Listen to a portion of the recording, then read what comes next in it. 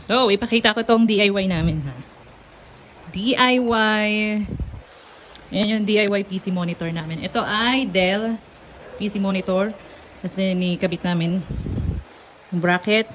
Etong bracket na to existing na. Binili ko yan para sa aking para sa wall mounted ng laptop. So, since hindi ko naman na siya ginagamit, pati ito. So, yan ay ayan o. Pinutol ito ng Mr. ko, winelding yan dito. Etong stand na to ay stand to ng microphone. So matagal na namin itong nabili, siguro mga 2021 pa. Ayan, na-extend to. Ayan. Yeah. So kung gaano kataas mo gusto. Ayan.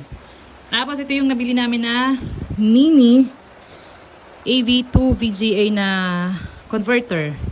Para nga mapakinabangan nga itong aming. So, ayan. Ayan o. So, kung pansin mo, napipihit yan. Ayan. At ito ay naihigpit. Ayan. So, kung gusto mo siya ng wait. Basta, pwede siyang itungo, pwede siyang medyo mabigat lang. So, ayan. Yan yung aming PC monitor. Kasi hindi pwede itong TV. Itong TV kasi ay so, hindi mo na bitbitin sa labas. Hindi mo pwedeng baklas kabit para lang ilabas kung ano. So, eto, nag-isip kami ng paraan. At tapos nakita ko nga ito. Tapos nag-research ako kung paano nga ito mapapakinabangan. And then hanggang sa umabot nga ako na mapanood ko yung video sa YouTube na itong mini AV2 VGA na converter. So, ayan na. So, may in-upload ako ng video, kita nyo naman kung paano namin napakinabangan yung Dell na yan. At ayan nga. So, ayan o. Ito ay pabigat para balance dito yung dito sa PC. Ayan o. So, ayan nga yung stand. Mas mataas pa yan. Hindi ko lang masyadong tinaas kasi nabibigatan ako.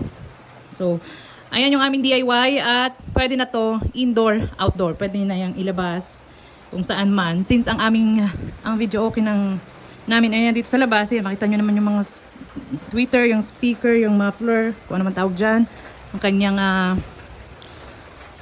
ewan ko kung ano tawag dito, ayan, yan ay Yamaha kung ano, tapos ito yung kanyang mga component. So mapapakinabangan talaga, nakakahon.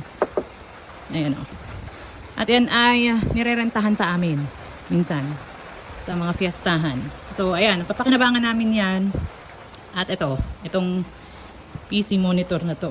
Oops. At hello, ang gamit ko sa pagbi-video ay itong aking cellphone neck holder. Ayan. Kita nyo naman. So ayan. So ito yung gamit ko. Tapos may goma. Ayan yung goma para hindi. Ayan. So, yan lang. Gusto ko lang i-share ang aming DIY. And thank you very much. Bye!